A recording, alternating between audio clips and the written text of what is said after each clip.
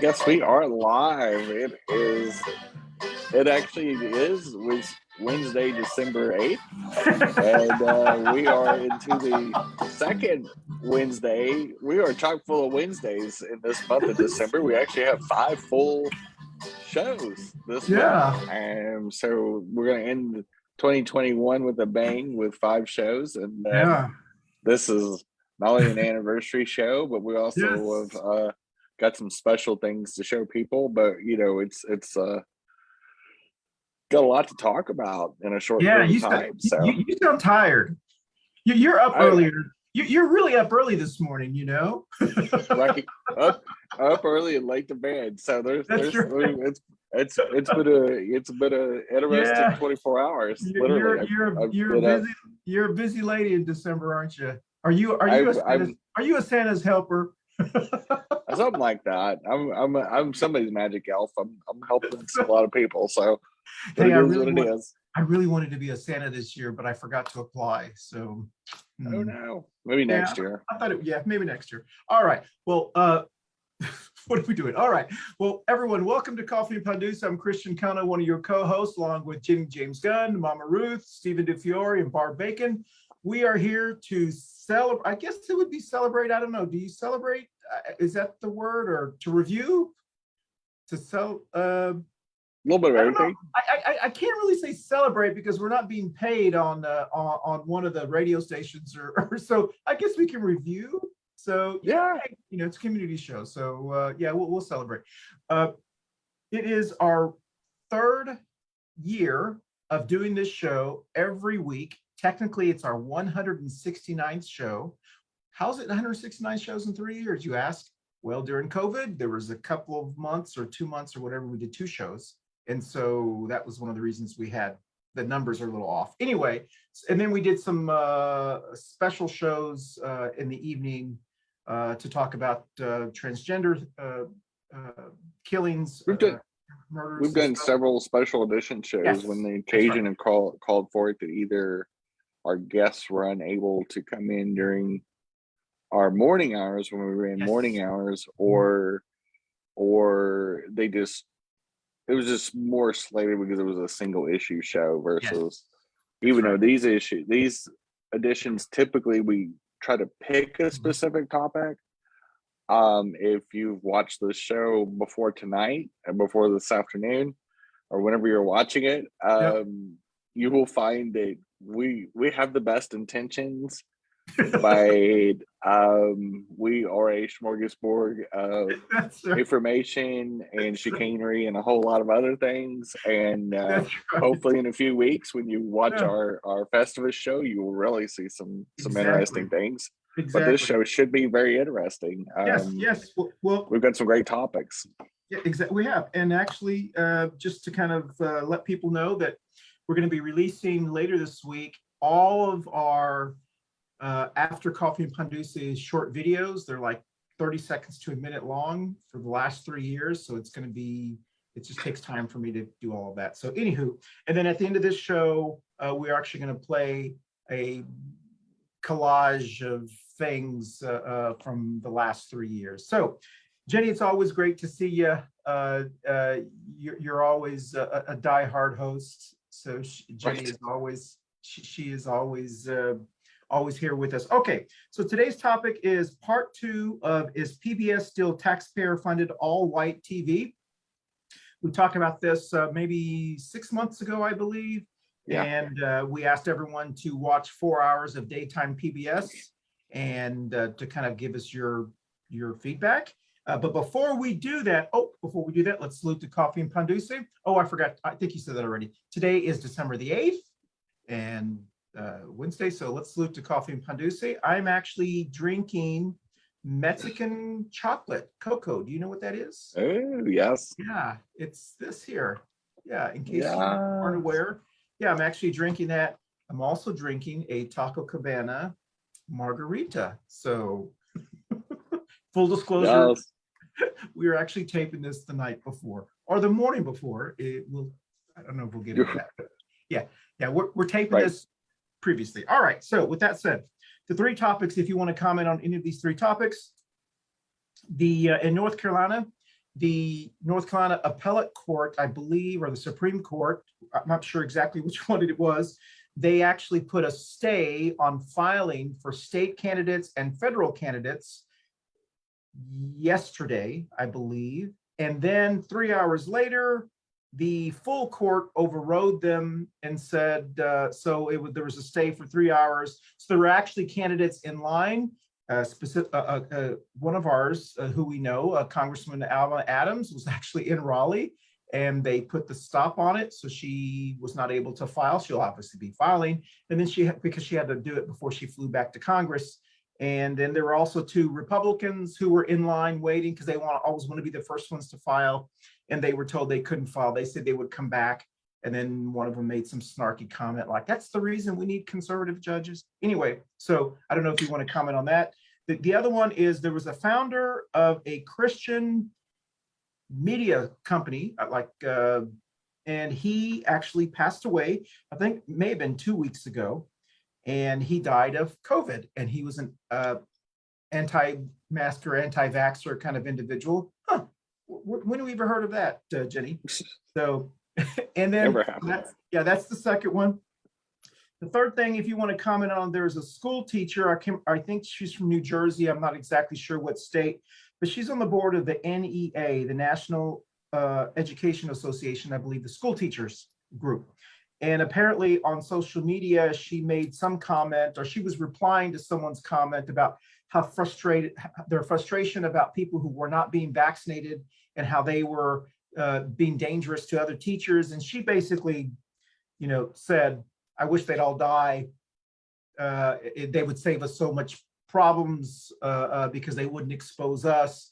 And so basically the media caught on to when she said, "I wish they would all unvaccinated people would die." So anyway, do you want to comment on any of those, Jenny? Well, I'll start with the teacher first. Obviously, there's a tremendous amount of frustration between doing active shooter drills and mask holes, going after school board members all over the country in very aggressive situations, including death threats. And then this anti-vaccination COVID idiot stuff. I personally don't feel much different than she does. And we've said this on the show, and I'm very clear about this. I have no sympathy for you at this point in time. We're basically a year into the vaccine campaign. Vaccines are normal. Vaccines are part of our healthcare history. If you are anti-vax on something that is so common sense and so common and so effective, I got no sympathy for you. Honestly, I applaud her honesty. And quite frankly, we hear the other side say that about so many different things, including trans and LGBT people. I have zero fucks left to give. So I don't want anybody to die, but I'm not going to shed a tear when a conservative dies of COVID. And you've had ample opportunity to get vaccinated, and you not only encourage people to get hurt or killed by COVID, but you yourself will put yourself in that situation. So zero sympathy. Yep. I agree with her. Their shock jocks say that crap all the time. The ones that are still alive, the ones that haven't kicked the bucket. So I got the world's tiniest violin. I'm gonna play right now. Okay, scroll. But anyway, the TV preacher, scam artist, Ponzi scheme dude that died of COVID recently. Thoughts and prayers. Yeah, exactly. I got lots of thoughts and prayers. Yeah, that's right. And then what was the third? Oh, the election thing. Well, gerrymandering on top of their January 6th insurrection stuff and everything else that NC Republicans have been doing, and the anti-LGBT campaigns of terror that they've done since 2016, including this year with multiple anti-transgender youth bills being proposed. Again, I lump it in the same category. I think it's going to bite them in the butt so bad in 2022. I think there's going to be some major issues. Like I don't think it's going to be the honey hole that they think it is. I don't think people are fed up. We saw 8 million more people say that they fired a sitting president because of ridiculous stuff like that. And I think people are done. I think people are super done. And I think it's just like everything else. I think people like that teacher. I think like so many of us are just going, one group doesn't even represent conservatives anymore. They're just, you know, because regular conservative voters don't want a lot changed real fast. Exactly. And these radical Republicans have got all kinds of social agendas that are so radical, and they're attacking school boards. And they're trying to change and make all these social agendas and make slavery cool again.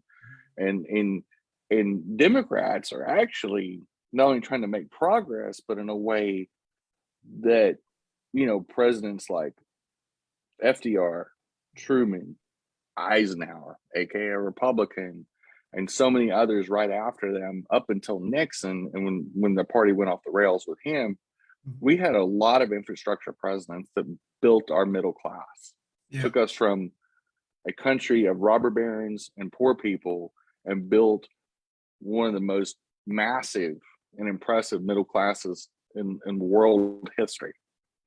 And then Nixon, Reagan, and all these other yahoos have spent 50 years tearing away the middle class and everything it stood for and the work ethic that the middle class has. And now it's tasked for Biden forward and the Democrats to actually build our middle class back. And that's what allowed us to fight off China and Europe and all these other major trading blocs for decades, was our amazing middle class that all the Republican thieves have just stripped away everything that made that middle class great. So well, hey Jenny, I'm completely off sync today or this morning.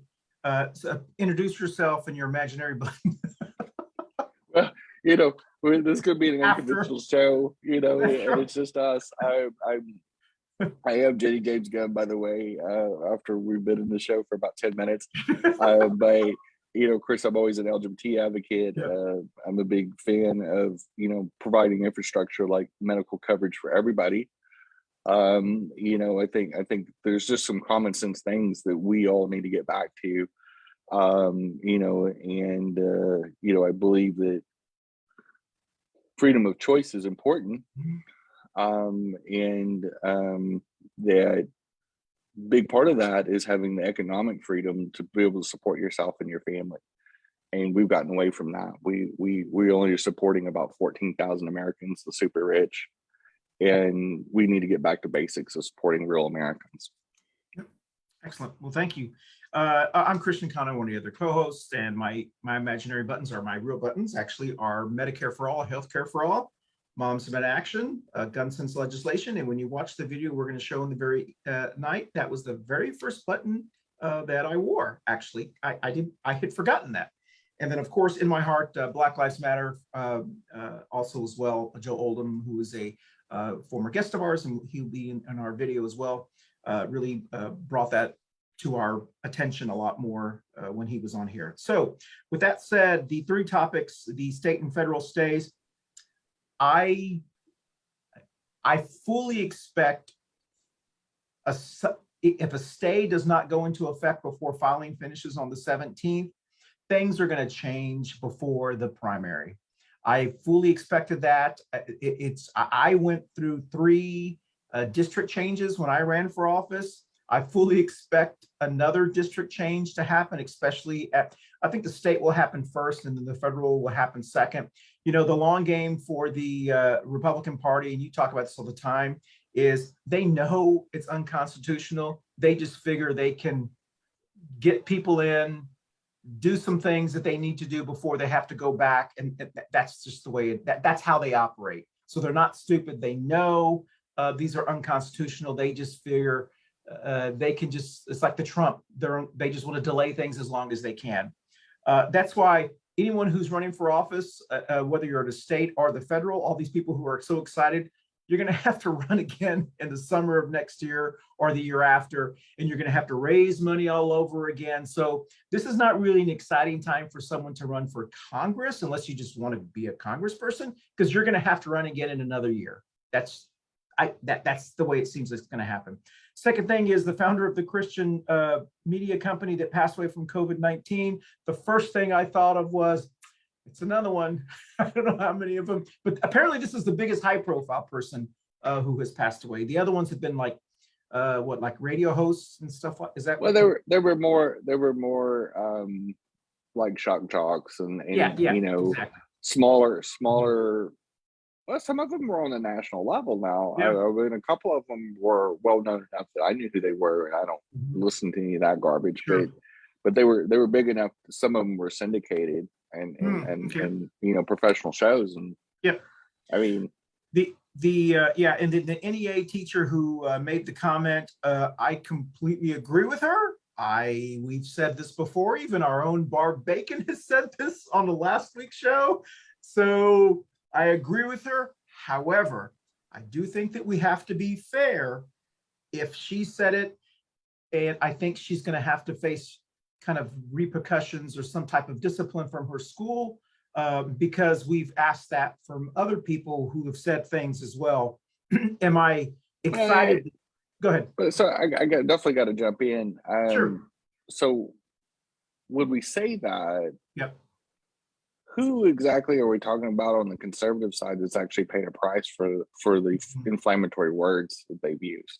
Like, I mean, to be really fair, like, sure. you know, we if we're gonna say that, and we're gonna use the whataboutism, which I don't agree with. Sure. If we're gonna be fair, MTG still is in Congress. No, what I'm Madison Cawthorn. No, what I'm saying, Jenny, is that the people that I'm sure are going to ask for her to be disciplined.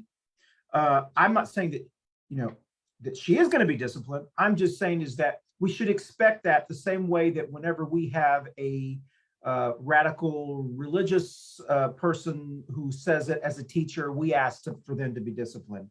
So whether she gets disciplined or not, I guess that's really up to the school, and that's up to the, you know, the powers that be.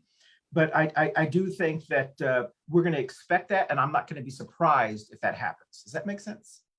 Yeah, I mean, I think it's again, I think if we're going to use that as a, you know, if we're going to say she's going to get canceled or she's going to get suspended or there's going to be some kind of consequence, then we really as a people need to decide what, and I'll use one of their terms is, okay, then what is free speech? What is, well, no, I agree. I think she didn't say she wanted to kill them. She said that, I agree. You know, like, and the consequences playing out, she's not wrong. You know, the 400,000 last people that have died of COVID recently, since the vaccines rolled out, almost all of them are conservative Republican anti-vaxxers. I completely, you know what, you and I are on the same page on that. I completely agree. As a matter of fact, I know that there is a person at a tennis club not very far from me. Now, this is a different situation because that's like a private employer instead of a public, you know, whatever. But there's a person, and we are not, I have not said anything about it. Well, this is the first show since that's happened. I've not said anything about it because I wanted to give them time to respond to us before we kind of call this person out. But this person is a person who is at a tennis club in this area that I live in, and is very vocal on social media about people of color, about Democrats, about vaccines, about masks. And I believe it's free speech, but I also believe the free market should say, well, then no one, you know, we need to cancel our memberships at this tennis club, or you need to get rid of this person. I mean, because this person wasn't smart. Anyway, I don't want to get into, because I don't want to give away who this person is, but you know what I'm talking about. Yeah. Okay. So with that said, let's go to our PBS, our topic. Part 2 is PBS still taxpayer funded all white TV. So, Barbara was not able to join us, and she gave us a yes, it is. So, I mean, what do you think, Jen? I know, you know, we've talked about this, and I, you know, and I guess for me, because I've never, I hate to say it this way, other than the children's programming in the morning, both as somebody that grew up with PBS programming is primarily when I was young it was the only available children's programming. I look at PBS in a different lens. Yeah. I've never been one to sit down and watch evening TV per se. I've always had a limited taste on TV. Yeah. I'm more of a movie buff, but when I have watched TV, I'll say in the last 20 years, it has been more oriented towards like reality shows, things like that. I like escapism. PBS has always felt very heavy-handed. They replayed a lot of the Downtown Abbey type stuff. It never appealed to me, not really just because of the racial imbalance, which was very apparent. Sure. I just found it their programming is boring as shit. Like like if I had trouble sleeping, you can flip on PBS and boom, I'm out like a light. And it just never, its programming did not appeal to me. It does not mean it's bad.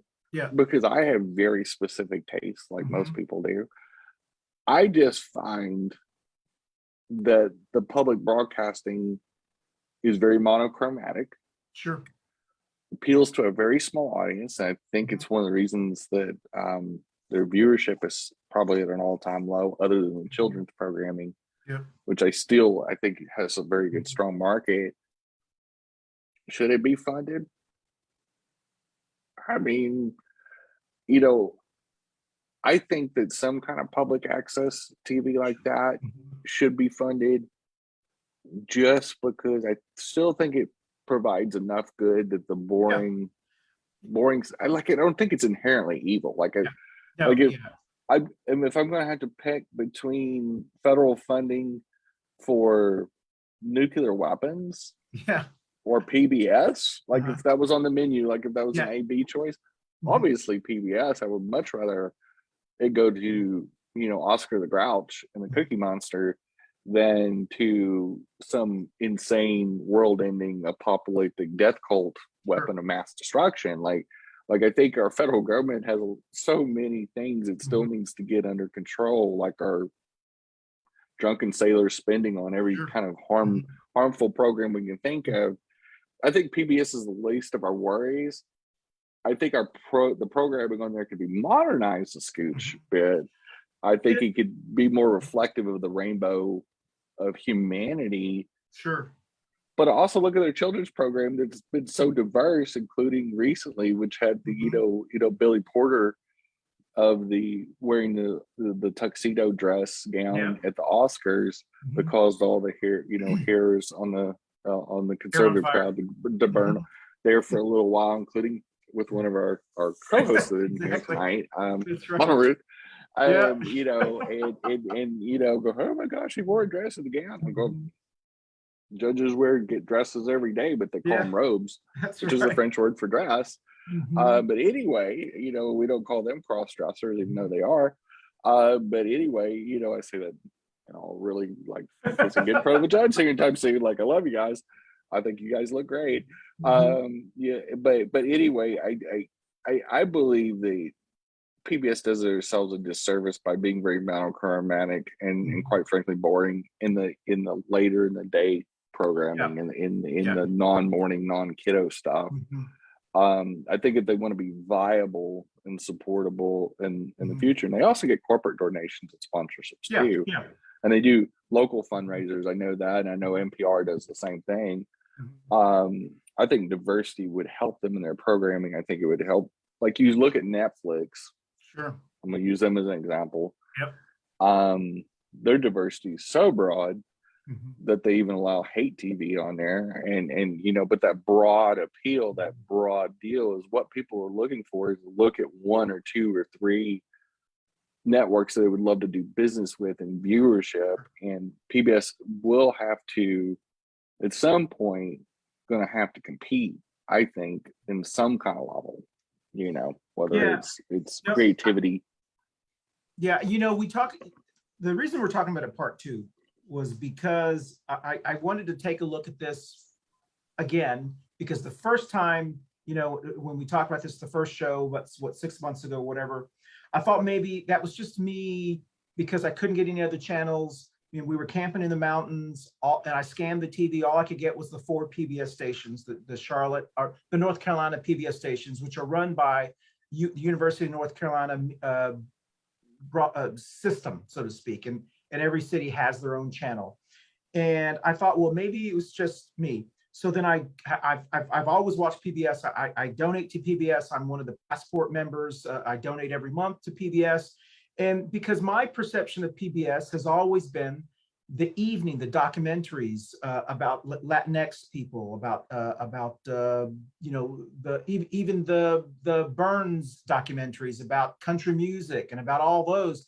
And then I realized, especially after the last time, I realized the evening ones feel diverse because the topics are diverse. But when you really look at them, they're shows about us. They're shows about, we want to explain to you what Latinx is. You don't have to explain to Latinx people who we are. They're meant to explain to white people who we are. They're meant to explain to white people about civil rights, about Muhammad Ali, about all of the things that when I watch them, I'm interested, but I realize the reason they're doing these is because they're not meant to convince me that I'm worthy. They're meant to convince white people that I'm worthy. So I looked at it from that perspective. And then when I look at the daytime, the daytime, all of the local hosts and the local, the travel shows, the cooking shows, the carpentry shows, they're all hosted by white people. And I look at those and I go, and I said this last time, do only white people garden? Do only white people have these, these things? And so then I thought, well, I'm getting really petty about that. That's really kind of silly. But then I think it's really important that I'm not talking about the funding of them, because I'm sure it's very minuscule now, how much we give them in comparison to the corporate donations they need. But corporations need to be held accountable too. If a corporation is donating to a show, they need to ensure that show reflects the values of their corporation as well. And I'm going to say this. Sure. I think it's a twofold thing. Sure. Is PBS so obsolete? Does it matter? Sure. And I say this Sure. in all seriousness, because it could be like the Shakespeare play. It could be a Much Ado About Nothing. In the fact that, yes, it does take some federal funding, but we also have to look at PBS's heyday, which maybe was the 60s and the 70s. Definitely before cable TV really became a national platform and 24-hour news and documentaries on the Discovery Channel. And now in the era of the Google machine and the internet and the streaming services and the ability to be able to stream TV shows on an iPad or a telephone or whatever on a device of some sort, Apple TV, Amazon, the whole 9 yards, get a kind of network like PBS even really compete. And you look at there is the thing that may be just an analog show at a very digital information age that is like they're the last holdout of the horse and buggy era. They're still making them for parades and deals, but nobody's mass producing buggies anymore because now we got all these little fancy gas powered cars. Are they the last cigar rolling company that now uses machines to do are they just the last are they just basically relegated to the Chupacabra and Bigfoot status that's becoming so obsolete that eventually it's just going to fade away or merge with something? Because you look at and I think I said this on the first show, the public access shows, especially with the Baby Z's, the young people, are they not? I see, because I'm a huge Instagram and YouTube platform type person. I see that is the 21st century public access, that it is the PBS of those, because PBS, Sure. when it did do public access shows, there was a lot of young idealistic people back then. They don't produce their own as much as their own stuff anymore. But now, you know, you took these college students that did this back then, those same college students, instead of getting involved with their local university, probably aren't even going to that university, and they are YouTube sensations. They're making $250,000 a year being an Instagram influencer, selling their own line of clothing and everything else. Are we seeing that diversity of talent on the TikTok? There's so many amazing platforms where you can self-publish and self-create.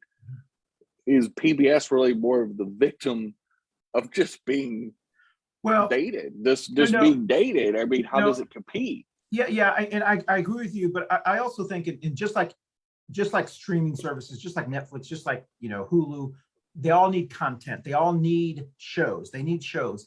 And the TV stations in the past, the local, almost all the American public broadcasting shows are produced out of Boston or New York or Philadelphia. You know, Charlotte doesn't produce, I think they produce a couple of local shows, which is why we have them on our banner on Facebook.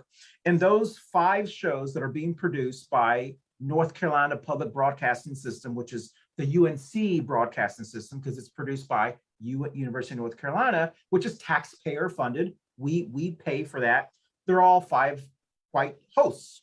They don't have a person of color host on any of those shows. And they're like travel shows. There's one a cooking show. There's one about 2 of them are politics, you know, because apparently, I talked about this last time, apparently people of color don't know about politics. So they have to have white people talking about politics only. And then when you watch those shows, the 5 panelists on those shows are white.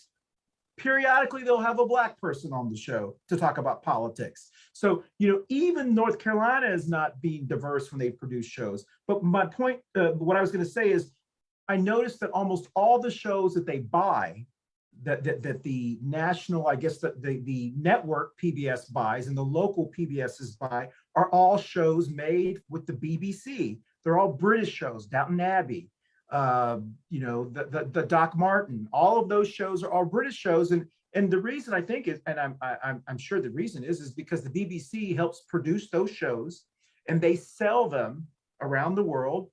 PBS buys them because that's what they can afford. They buy them from Canada, from Australia, and from Britain. So all their shows are Canadian, British, or Australian.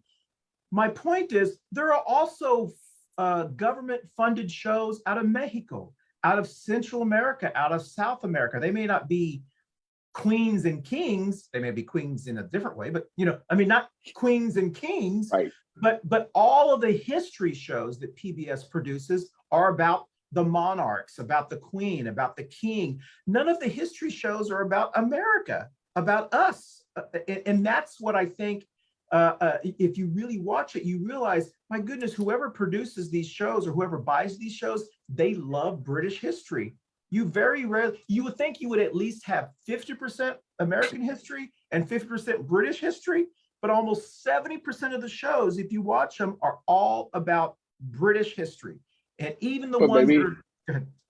But maybe the reality is, and this is just, I mean, you know, the PBS already knows they're going the way of the dodo bird and, that's true. And the dinosaur. That's I mean, or the Republican anti-vaxxer, and you know, like maybe, just maybe, the platform's dead. They just don't know it yet. And I hate to be cruel like that, because I'd hate for Sesame Street to go away. But I really think. Oh, I mean, I love this. Yeah, I love the. I think a lot of the children's programming, let's say PBS eventually goes away or becomes so obsolete that I think it's already there. But let's just say, for shits and giggles, that it is some sort of viable platform. I think that the children's programming can get picked up by a streaming service like a Amazon or Netflix would make a killing if it went, or a Paramount or Hulu. You know, a Hulu that broadcasts a lot of things for free anyway as a service. I personally think, or even YouTube, Yeah. I mean, because these same kids that would be watching these shows at 3, 4, 5 years old can just jump on their parents' iPad, watch this show, click on a little app that says, inside the app it just says Sesame Street or Fudgy Sickles or whatever shows they have, and just boom, they can watch their shows, then hop off and go play. Yeah. I personally think that just like Sears, just like Kmart, Montgomery Wards, all became obsolete, and now it's the Walmarts, the Targets, the Amazons. Yeah. I think it's part of progress is that some business models were never meant to be forever, because I think we think because they've been around a long time that they're valuable, but maybe the brand's just not valuable anymore. Maybe it just never. Yeah, I mean, the only way that I could see them becoming more of interest to more people is we would have to fund them more so they could produce more here instead of having to buy them from other countries. And I just don't know that we are in a climate right now with funding. I agree with you. I'd rather spend more money on PBS. But here's the thing. You're young creative types. Yep. That want to get into some sort of entertainment or influencing. They're going to go to one of the streamers. Why would they do that when they can do it for free now? Yeah, and they can build production values over time. Like these different platforms. The reason why they're billion-dollar brands is because they're accessible. Look how many people have gotten Amazon shows or Netflix shows. Yeah. They were at one time broadcasting on YouTube, and something caught a producer's eye and said, I like that enough. Let's make that, let me polish that turd and make them an international star. And I think, does PBS have that ability to have some local trash can show from some college student? And I'm not trying to be mean, but the reality, are we seeing a viability for PBS? Because at the end of the day, what's in it for me?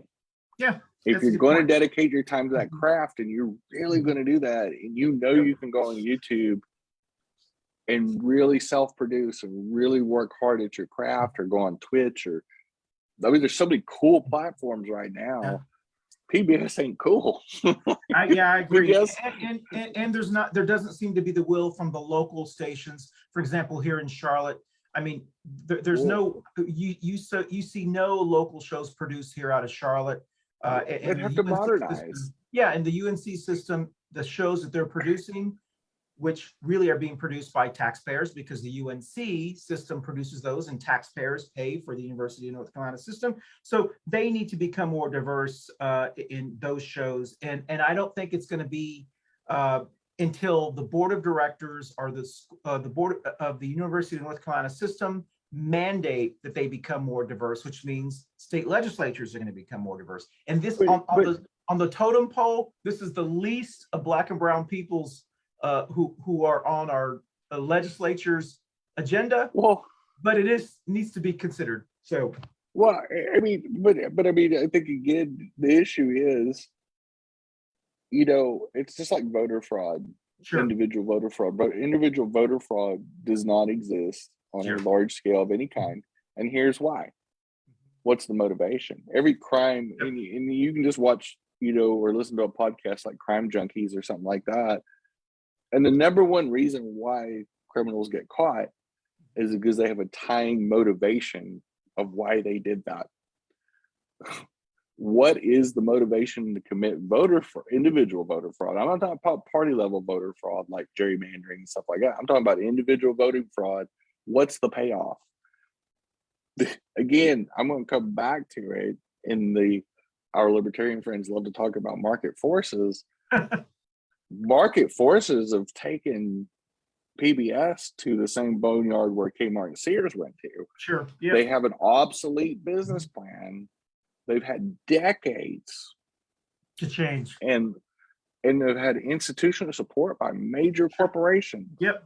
If anybody was going to jump on the early deals, it should have been PBS. Yep. They refused to, and they stayed very academic, quote unquote Mhm. very pure and intellectual. Well, intellectual is boring. Well, I don't know. If you watch those day shows, there's no intellectual about how to garden, how to build a I cabinet. haven't. But yeah, you go on YouTube and you watch Yeah. one video on how to change your O-rings in your Yes. bathtub, and then your That's next right. one to change your alternator on your car, Yeah. and then you can flip on the TikTok and Mhm. see who which doctor is flaming which Yeah. anti-vaxxer. Like there's so much diversity, and there's so Sure. many. I mean, you can go on the Apple store or the Mhm. Google store, either one of those, and look at all the entertainment apps and Yeah. gaming apps and Yeah. streaming apps, and then an app like Mhm. Twitch that has drag shows on it and burlesque and rock concerts and Mhm.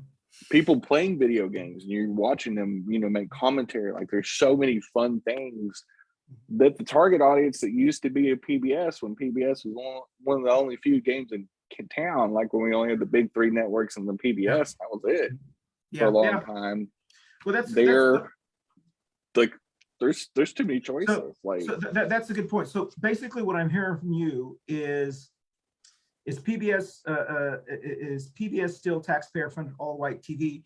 What I'm hearing from you is who cares? I haven't watched PBS in decades. Okay. I mean, all right. Well, that's a good point. Even my kids didn't watch PBS That's except for Sesame Yeah. Street.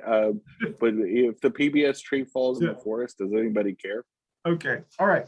Well, speaking of who cares, we're going to play a video, give you time to go to the refresh it up a little bit, because it's about 23 minutes long. I thought it was 30. It's only 23 minutes long. And we're going to go over a little bit because we started a little late. This is a montage, a very short, believe it or not, this is a short montage of our last 3 years. We have been airing this show, this small community show, for 3 years consecutively every week. We have not missed 1 week. And it is probably the longest thing I have ever done.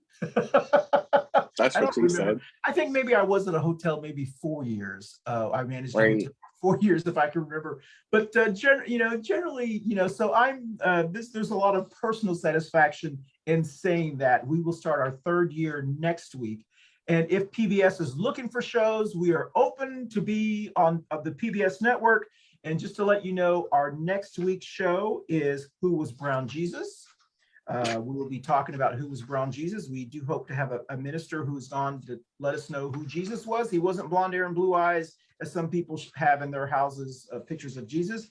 And then, of course, Jenny is so excited and ready for our 4th show of the month, the Festivus Show 2021. That is on December 22nd. And then, of course, we end the year with our 5 Wednesdays in December.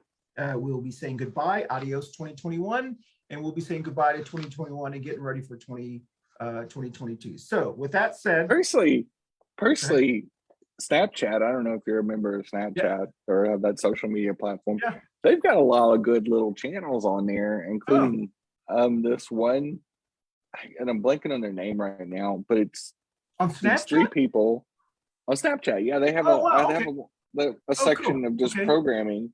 Okay. And there's a lot of them are like short, Mhm. 4, 5, 6 minute vignettes. Sure. But it's actually pretty good. I mean, they're excellent. programming, like there's everything from tabloid type stuff all the way to Sure. shows like ours, but they're shorter. They're like little bite sized. Pardon me. So they're trying to not lose as many people to TikTok. So They've been doing this for a while, actually. Oh, okay. Yeah, because they're So expanding there. Sure. These shows are more like, I would say, anywhere from about 4 to maybe 8 minutes long. And they'll do a segment, and then there's a little commercial, and then a little segment, and then commercial. And so they're maybe broken up in 6 or 8 little contiguous segments, but they're pretty interesting. There's a couple of them that I don't watch religiously, but I watch it enough to get a gist of some of the shows. Some of them are pretty funny. I mean, some of them are just long enough to be cute. And I think when people are looking to create, shows like Sure. ours or actually popular shows that people watch. Mhm. That was a slam on us. Just kidding.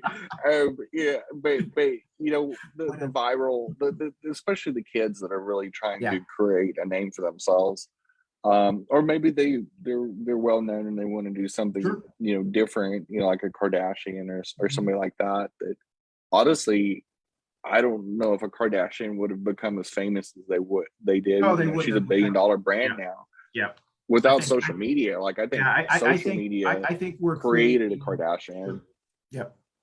All right. So we're going to play this. And Jenny, tell me if you can see this because on your end, because sometimes I cannot. Let's see. We're going to go share. And that, I think that is there, right there. Can you see that? Yep. Okay.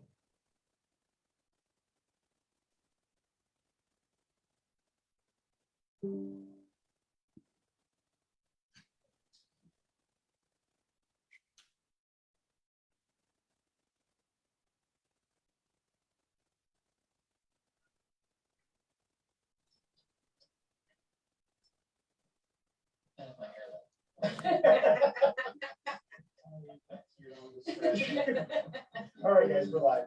All right. Hello, everyone. Welcome to Coffee and Conversations. I'm Christian. I'm Jessica.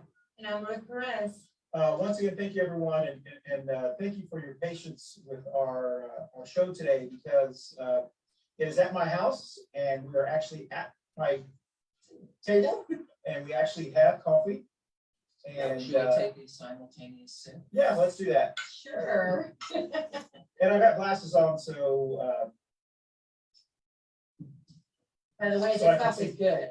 Thank you very much. It was on sale at Harris too. So I just wanted everyone to kind of have an idea. Once again, everyone, welcome, and I want to thank you for joining us today. Today's conversation, everyone who is watching and who will be watching this later as well. I'm Christian Cano, and I am very happy to have our guests. And what we do is we have coffee, and we have a couple of either community leaders or people who are involved in issues around Charlotte and Mecklenburg County, but also in our 9th Congressional District, which is where I live, and I think both of you live in our 9th Congressional District as well. And it's a very timely conversation because today we want to talk about, our topic today is NCO9 voter fraud. And obviously everyone. Person from the opposite party. Yeah. Standing at a library. Yeah. And I'm not going to mention no name, but I do have proofs and I have recordings. Yeah. Where the other manager called me and said, "Hey, I can't believe what they're doing. Yeah. You know, they're doing things that are not right." Yeah. So I went through it, and that's why I have the right to come and stand here in front of this camera and say both parties are doing wrong when they're trying to get voters out there to vote for their candidate. Well, and to as a Democrat and as a former nominee, I was very surprised on how I've got to be careful what I say. Yes. Let's move on to the next question. Let me say, I would not disagree with you. I believe that both parties, both of the major parties, are do whatever they need to do, and I think the difference is to say that. Anyway, we're not going to go on that. So Dan, and I'll say this here: call me, message me, get someone from your staff to call me. We may support you. Who knows? But if you don't, we will not support you. At least my family. So that's. We won't get into why I support you or how I support you, Jeff, because. That's tomorrow. I'm not depending on a phone call to support. I'm not depending on a phone call to support. Yeah. I want somebody that will represent my voice out there. Yeah. And I don't care what party it is, as long as they're engaged and know our needs so they can bring it up to the Washington. All right, so let's go with the that means that you also did something wrong. Well, and that kind of ends what we're talking about. I want to thank you guys for being here, and I hope this was a pleasant experience, and we'll find out as we watch this later on for those 4 people who watched us today. I guess in many ways it's good because we get all tools, but you know, we don't have the production staff that's somebody that can watch or do those kind of things. But we didn't do a That's And, we you do know, rehearsal. yeah, we should have opened up and say, in 3 minutes we'll start and blah, blah, share it. That's right. So. Well, hopefully this audition tape of ours will find its way to the powers that be in Mecklenburg County. And you're right. To your point with this, and everyone who's watching, you know, I've always felt that and one of the reasons why I try to attend as many events as I can is because we learn so much from different people in different communities. And we do know that Charlotte and Mecklenburg County and North Carolina is such a fast growing, wonderfully diverse, progressive area. And sometimes our voices aren't heard. So instead of sitting down and complaining, we got to take power ourselves, which means avenues like this. If you don't hear your voice on the radio, create your own radio show. If you don't hear your voice on television, create your own podcast or whatever the case may be, because that's really where ideas come out. So I want to thank everyone for being here, and I want to thank you guys. I know you know, the goal is not to convince anyone. The goal is to share how we're thinking. Hopefully, the future ones will have just as diverse. We just happen to know each other. But we don't agree with everything. I mean, I'm Medicare for all, he's not. You know, there's a lot of passionate things. Today, the button today for this show was, and I forgot to say this earlier, which shows you how we should have probably reversed, was Moms Demand Action. So today's cause I'm going to bring attention to is gun reform, Moms Demand Action. Very important group. They had some very successful candidates. I think we're entering a new era of gun reform and gun responsibility. Jeff and I have debated this conversation, and we've had wonderful conversations on this, and hopefully we'll have a show later on if this continues. But thank you so much for joining us, and we're going to disconnect here to show you how. I don't know the term to use. What's the term I should use that we don't have a producer or a director or kind of I want to say bootleg, but I don't know if that's a term. This is great. I really like this because this is something that we got to start doing, and not only here, but throughout the community, to have a dialogue, to have the way, a free speech of what we think. And also, I want to say thank you, and thank you, Jeff, for agreeing to be here today, because this shows us that we can talk, express ourselves, and agree to disagree in some of the stuff, so we're still a strong community. The reason Ruth said this is because I wanted to make sure that we had people from different points of view, a libertarian view, a democratic view, an affiliated view. We're missing the Republican. We are missing the Republican conservative view, which we know who we wanted to be in this seat, but unfortunately could not be here because of the weather and so forth. So thank you very much again. And what I was trying to say is I actually have to walk over there. Oh, all right. So thank you, special producer. Oh, so bye. Say bye. Bye. Thank you very much. I guess we should get our call.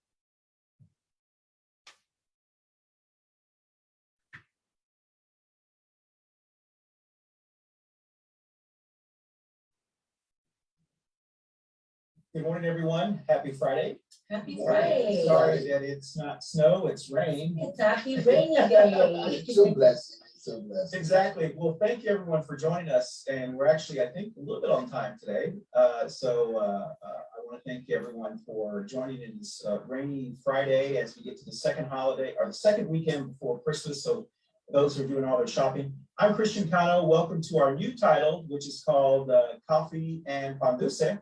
For those who don't know what Pan Dulce means, it's a we all grew up with that, or most of us grew up with it. What is it? To me, it means sweet bread. Sweet bread, coffee and donut, cookies. Yeah, you know, anything that you want to eat. And so, you know, we've got, once again, we've got our coffee. You got to make sure it be sweet, though. Salud. Salud. Salud.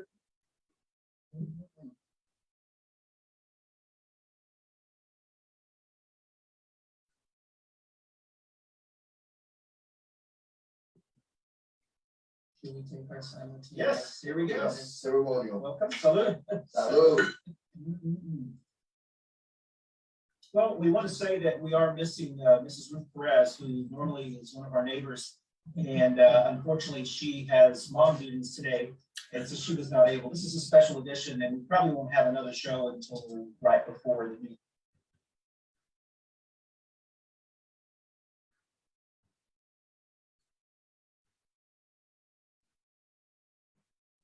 This is the after show video. Yeah. Great job, everyone. Let's do it. Hey, Andrew's not here. Let's party. Let's party. Hey, Andrew, we're dancing in the Olympics. I like your button. Jeff Scott actually has some rhythm. Whoa, whoa. I'm losing my I'm falling into these bits. Next week. That's like a typical white guy dance. There's the Latino dance. Good show, y'all. After show video, I want to thank everyone for joining. Alan, thank you very much. Oh my God, it's got the moves. Thank you, Jeff. Thank you, Ruth, Manolo, Tara. We had a great conversation. Sorry it went over. Thank you everyone for joining us. I know you guys all have to get out, but thank you very much. So that's the best dance. That's the best dance you had. The thumbs. Guys, get the picture. All right, thank you. Good show. Okay, everyone, this is our after show video. I want to thank everyone for joining us today. We talked about a very serious issue, but we were able to hopefully have a conversation. There you go, Tina. So we want to thank our host, Scott. And thank our guest, Tina. Thank you. Daniel, Barbara, Sarah. Tara. There's Barbara. Barbara. Jasenia right there. Jasenia. There you So I go. want to thank everyone. I want to thank Jeff and his wonderful moves and all the wonderful ladies. Good luck. Good luck for all the teachers that are marching in Raleigh. And I think that's it. Bye. But, oh, the Beto. The Beto Oh, dance. the Beto. Beto dance. We're gonna get so sick of hearing the Beto. Beto. There we go, ladies. All right, good show. Okay. Hey, everybody. Yes. Hey, everybody. This is the After Coffee and Pan Dulce video. I want to thank everyone for joining us. Our co-host, Jeff Scott, was on today. We had a special surprise guest, Luana Mayfield, City Council, will be joining for City Council at Large. Maurice was here. Thank you so much for joining us. He was actually our guest today, and Barbara Bacon, our neighbor of ours, who lives just a couple blocks away. So, yes, we're doing line Beto. Yes. Yeah. Well, for those who don't know, we do the Beto O'Rourke. We Thrust that on. Yeah, so thank you for joining us. Luana joining on her show. She has a podcast on Unapologetically Black on Yes. YouTube, and you can also follow me on Facebook, Unblack0123. All right. Instagram. All right, so Ruth, we miss you, and we'll see you next Wednesday. Miss you, Ruth. We'll do the Beto for a Bye, while. Tara. We really don't dance very well, but we'll still, All right. Thank you. Good show, y'all.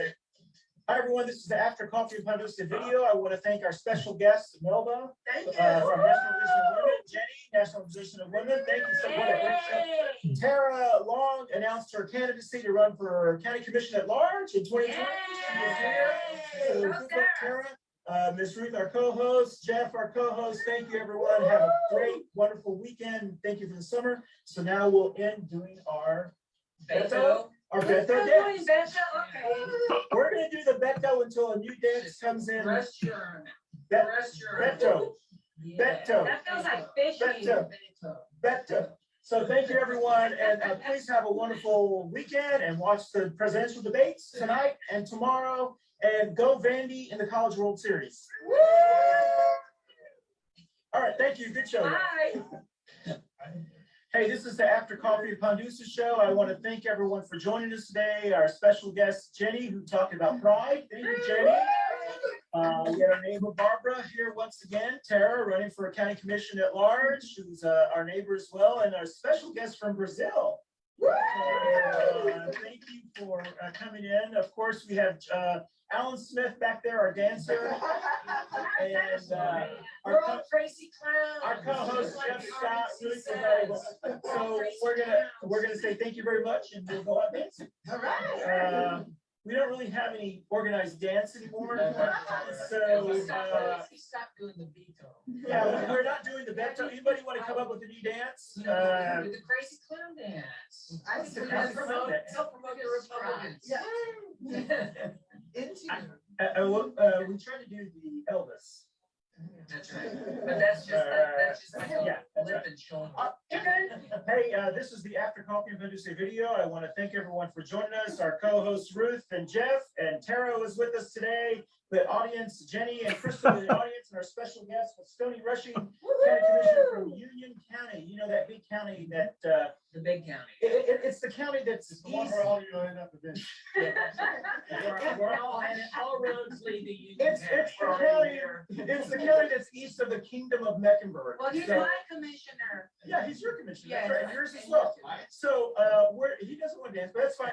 What we're gonna do, should we do the Beto take your gun away dance? We're gonna do the best. All right, here we go. Yeah, This go is the away. Beto. Go away.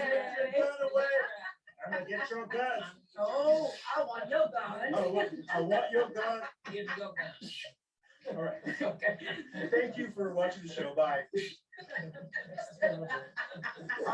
Thank you, everyone. Bye, everyone. Good show, All y'all. right. Hey, everyone. This is the After Coffee and Dulce video. I want to thank everyone for joining us. This is the after party. Yes, thank our co-hosts, Ruth and Yes, Jeff. that dude. I want to thank Tara, Jenny shows in a moment, and our special guest, oh, Yeah, yeah. I like that. I like that. I want to thank everyone for joining us. Go vote either for or against the arts referendum. Please make sure you vote, and we're going to go out with the Beto taking your gun Oh, away God. dance. I like the Matthews. I like the Come for you Matthews. guys. I'm coming. Come for you guys. I'm coming for your gun. I'm coming for your gun. All right, Give me the gun. Give me the gun. thank you very much. Bye. Hey everyone, this is the After Coffee and Dulce video. I want to thank everyone for joining us. We had the whole co-host team today. Ruth is back. Mama Ruth, the man about town was, of course, here as well. So I hope. That's Elvis. That's Our neighbor Jenny was with us. Thank you so much. And our special guest who was here to talk about the Turkish festival in Charlotte that's happening this weekend. So once again, it's this Saturday from 11 to 8. 11 to 8. 11 to 8 Turkish festival. All right. And we're all jacked up on that turkey. Yeah, we had Turkish coffee, so we're like, woo! All right. So we decided what time you dance, and we decided. No. Did Beto do anything stupid? No, he didn't do He nothing. got into a fight with Mayor Pete. Oh. Okay. Yeah, it was scratchy. All right. I said, Let's just do bubble heads. Bubble heads. Bubble heads. thank you everyone for joining us. Have a wonderful Bye. Y'all have a great week. Happy fall. Great show. Hey everyone, this is the After Coffee and Dulce video. This is really scary. Thank you everyone for joining us today. We had a great conversation about the arts tax usage tax referendum. It's on the ballot next Tuesday, but early voting is on now. Thank our co-host Jeff Scott. I'm sorry, the Joker. Also Jenny-Jaymes, who is our neighbor who joined us again, who is the magical pumpkin. Great pumpkin. She's the great pumpkin. She's a great looking. Hey, Beto, Yes. come grab my gun. Oh. All right. Come on, I I'm want- waiting. I want to see my neighbors when he walks out the house and just like the kids looking. Thank you for joining us, and I guess we're just gonna exit to this song. Myself. I'm a Dallas Cowboy, by the way. It's supposed to be Troy Aikman. Race. That's life. Thank you everyone for joining us. Have a good day. Good show. Hey everyone, this is our After Coffee and Dulce video. I want to thank everyone for joining us. It was a great conversation. Please watch the show. Our co-hosts, myself, Ruth, Mama Ruth, Jeff, and Jenny. We had wonderful guests, Luana Mayfield, Colin Alston, and Kirby. Thank you. It was great to have the diversity, great conversations. Participate in some MLK this weekend. They also have service events going on. The day of service, I believe, is some events going on. So anyway, the dance. Watch our show. Watch So our you show, can hear. share it. It's a great show. Let's do the. We're not the Beto anymore. Are we done with Yes, that was a good job. Maybe we should do the. Let's. We're gonna do the Joe Biden. We don't know. Which one is that one? Is that where we operate? Is that where-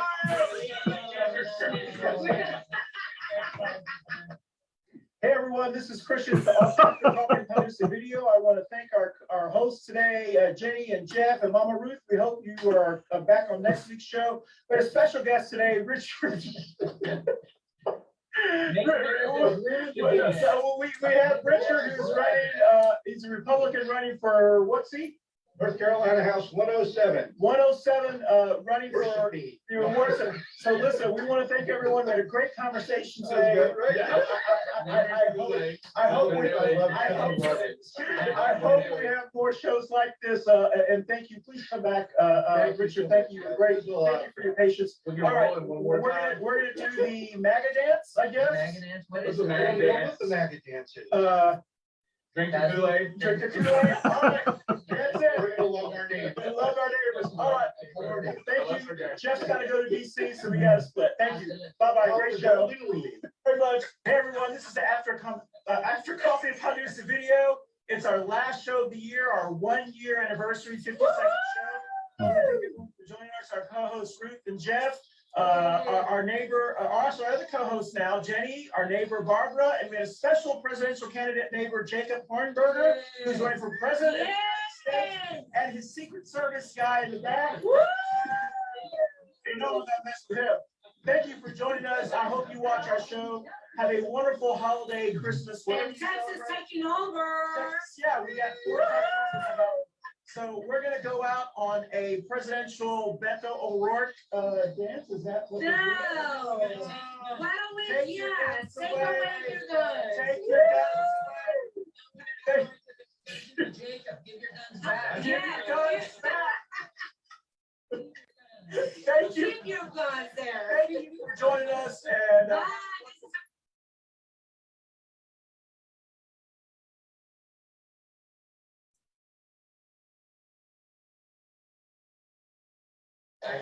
hey everyone, this is the After Coffee and Dulce Show. Thank you so much for a great show. We talked about very important issues, and we hope to hold an entire show about Medicare for All. Thank our co-hosts Ruth and Jeff, and our special guest Tara Long, who is not running for office anymore, but she's always going to be here. And then also another special guest, Dr. B. Dr. B was here giving us some information about coronavirus and Medicare for All. We have Jenny, we miss you. we miss you, Jenny. So we're gonna leave on what dance? So the I know, I'm just, which one is the coronavirus? You have it? the fist bump. The fist bump? Stand back. Stand back. Stay away. Stay away. The great thing about this show. Watch your head. The great thing about this show is we found out from Ruth, if you read the back of the ingredients, It's true. the bubonic plague is on the back of the ingredients. On the Lysol yes, wipes also- or the bottles. I'll be posting the picture. I- Do not. You didn't read it, that's why. I gotta show it to you. It's true. It's true, I saw it. Yeah. I can't wait to tell my friends that. Believe me. Okay. Look, it's crazy. All right. Got you. Thank you. Bye-bye, everybody. Bye. You should be sending a little bit more further. I'm sorry. Hey, everybody, this is the After Coffee and Dulce video. I want to thank those of us who joined us today, our co-host Ruth Perez, Jeff Scott, who's on hiatus, and Jenny, we miss you, our other co-hosts. We're here at Manolo's Bakery, immigrant-owned and made by hands of immigrants. I've got one of the shirts here. So Manolo, thank you for hosting us today. The Mecklenburg County stay-at-home order starts tomorrow. At 8 a.m. So our next shows will probably be internet-based, but we will continue every Wednesday at 10. We have no music today, but we're gonna dance to the coronavirus. Stay away. Stay away. Stay away.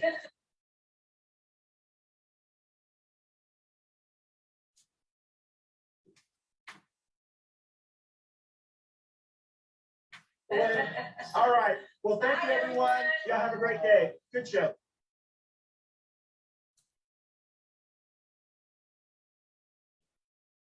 Oh, that's a good one. Thank you, everyone, for joining us on Coffee and Dulce. What a great show. It was great to have everyone here talking about Medicare for All. Our co-host, Mama Ruth, thank you so much. Our guests, Dr. B, Barbara, Maya, Megan, and of course, Stephen. It's always great to hear your opinion. So once again, we will be back next Wednesday at 10 o'clock. And I believe our topic is, should we still believe in Santa Claus? I'm not sure where that show is going to go, but I'm sure Stephen's going to have some great insight on I will talk to you all day about, the big Santa conspiracy. Make sure that we reach with you. Hey, let me tell you, for like 10 years, I thought Santa Claus was one of my uncles. Because my uncle would always dress up. He would leave the room, dress up as Santa Claus, and come down, and he had a mustache. And you're like, yeah, that's still so-and-so. No, that's Santa. Anyway, we'll be back next week. Thank you for joining us on Coffee and Pan Dulce. Bye.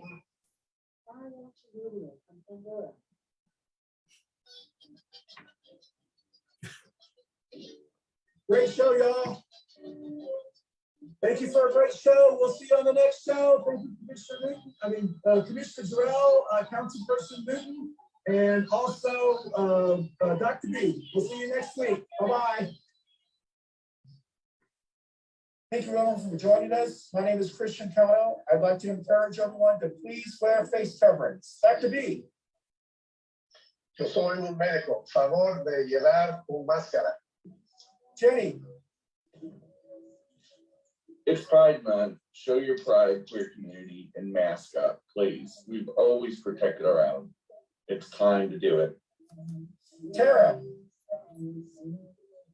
Hi, I wear a mask to protect you. Please wear a mask to protect me. Thank you for all that you do. Rachel. Rachel Bernard, and I encourage everyone to wear a mask. Please stay safe. Councilperson Newton. In times like these, wear a mask, please. It's too chic. Oh, Eddie. Por tu salud y por mi salud, usa una mascarilla. Mama Ruth. You're muted. Por favor, no olvides de salir con tu máscara para protegerte a ti y protegerme a mí. Please don't forget to walk out of your door with your mask to protect you and protect me. Rafael. No sean irresponsables. Usen una máscara cuando salgan de la casa. Dr. Gina. Everybody should be wearing these. This is a serious, serious virus. This is not a political statement. So do not confuse this. If you want to think of this as anything, this is an IQ test, not a political statement. Por favor, todos tienen que usar máscara. Cindy. Wear your mask to protect those and others. It's very important.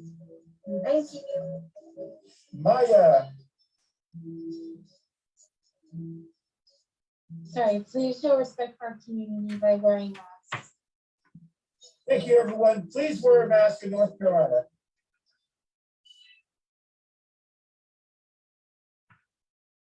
Hey, everyone, thank you so much for joining us on Coffee and Pan Dulce. It was a great show. We talked about what's an anti-racist. Dr. B, thank you for leading the show today, educating all of us as well. And thank you, Jenny-Jaymes Gunn, for our other co-host, Mark Bacon. Thank you. Ruth, we miss you. We hope everyone at home is doing well. And Stephen, we miss you. Hopefully we'll see you in the next couple of months for the new year. Next week, we'll talk about veterans. And then the week after, Joe's Walk for Change.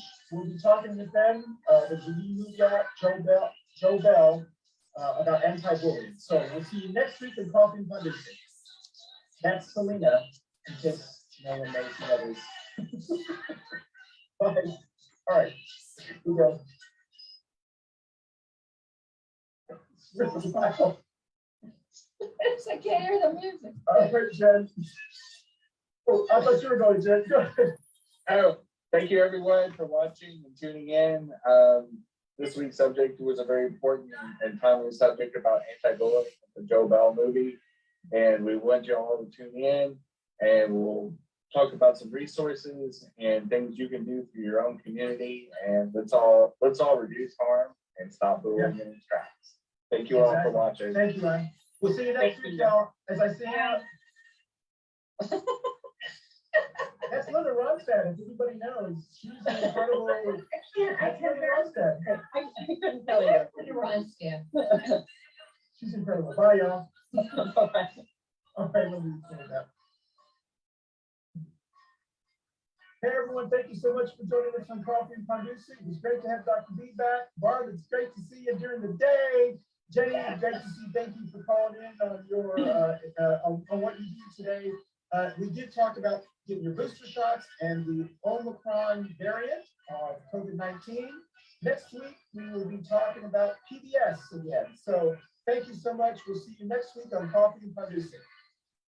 Bye. We'll dance and song there.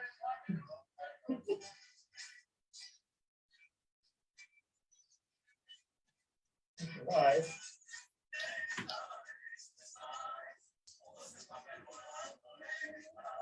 You just move your mouth.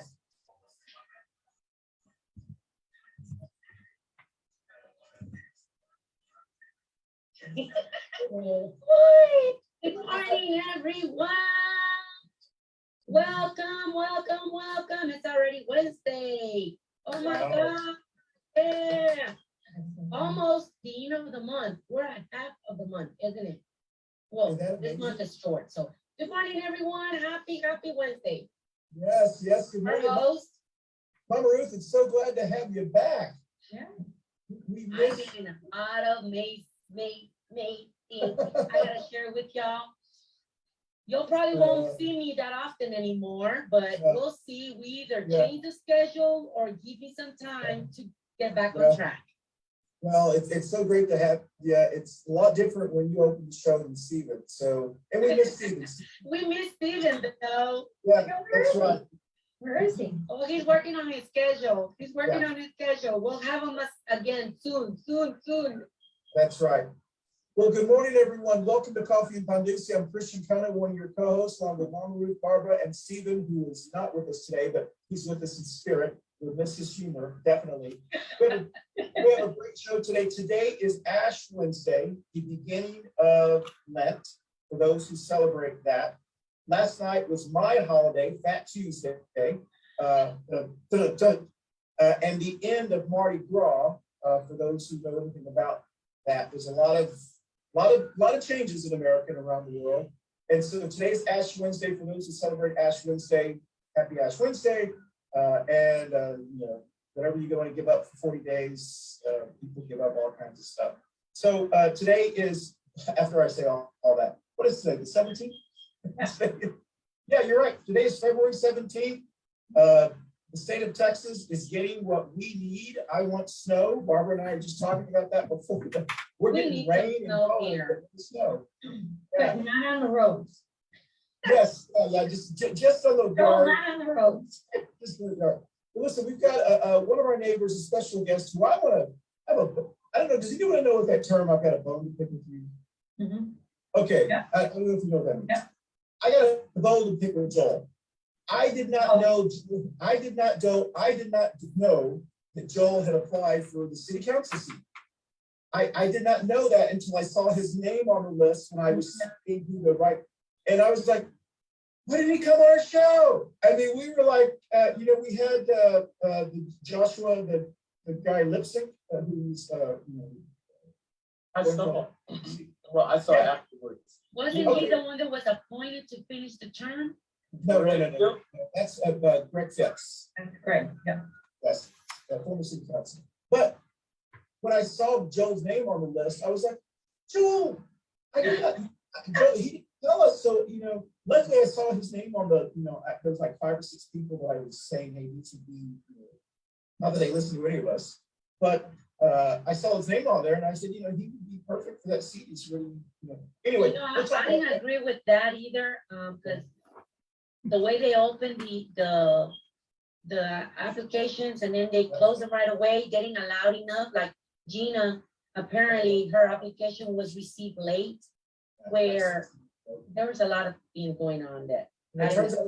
Turns out it didn't make any difference because they already have the mindset on. Yeah, correct. I don't know if that's the case, but we'll find out. I guess we'll never know.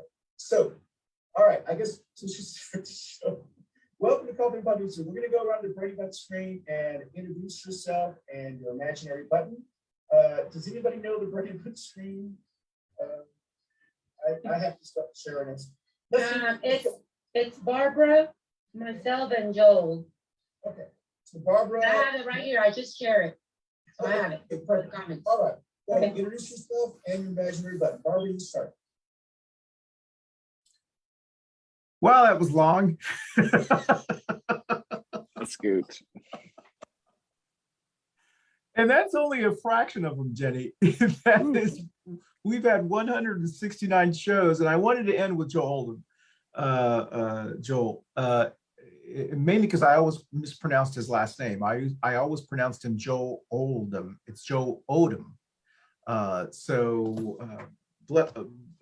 The entire time he was on here, I always mispronounced his name several times. But you know, we've gone over, and I don't know if you want to comment on any of those guests. We had a lot of guests, and there's a lot that I didn't show, but I specifically wanted to put in Richard, and I also wanted to put in Stoney, because you had a bone to pick with me about the Stoney guest of ours, and I don't know if you want to share that or we save it for a later day. But I did think it was, and I also found it, I don't want to say interesting, but you know, when COVID started, how lighthearted, how lightly we took the coronavirus in the early days. You know, we even did a show before that show and called it the Dos Equis virus, like a month before that show when we were hearing about it. And, you know, Jeff Scott had brought masks, and we were anyway. And then those particular pre-COVID episodes right before the last weeks. Yeah. They did not age well. No, exactly. Especially how, you know, how not seriously we took it. Right. Or at least I can speak for myself, how seriously I took it. And I think we definitely weren't ready. You know, and clearly as a nation, we weren't ready either. I'm not sure we really are now. Yeah. You know, and so it's strange to see that. As far as Richard Rivette, no comment.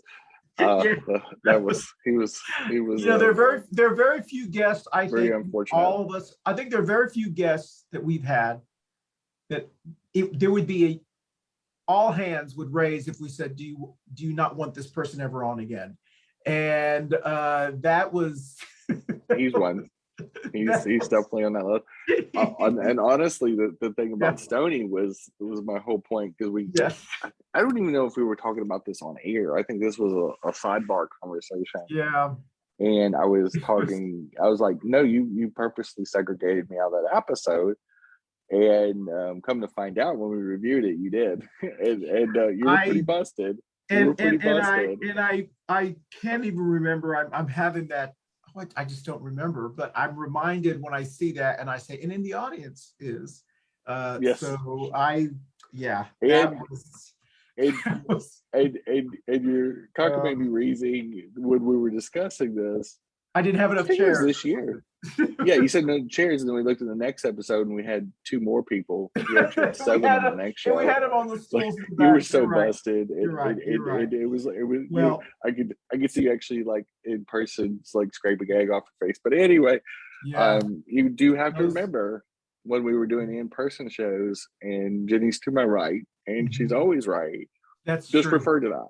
Just refer to that. It'll be so much easier. I'll get you a little index card. And I'll get some little gold markers, and I'll just write that in. Just refer to this. Kind of like, you know, in case of emergency, break the glass. Just refer to this index card. Well, you know, as I look at the shows, you know, we only did a little over a year in person. All of the other shows have been on, you know, internet based, and so I guess I just didn't really. It just seems like we were longer in person, but we weren't. And just how much things have changed. And so anyway, it's been remarkably. It's been a great 3 years, and I hope we continue this as long as we can. And so, you know, with that, I think we should probably close this show, because it has, I know it's time to close the show. So with that said, let's go around the little Brady Bunch screen. I don't know if anyone's noticed, but Bernie's new name is Holiday Bernie.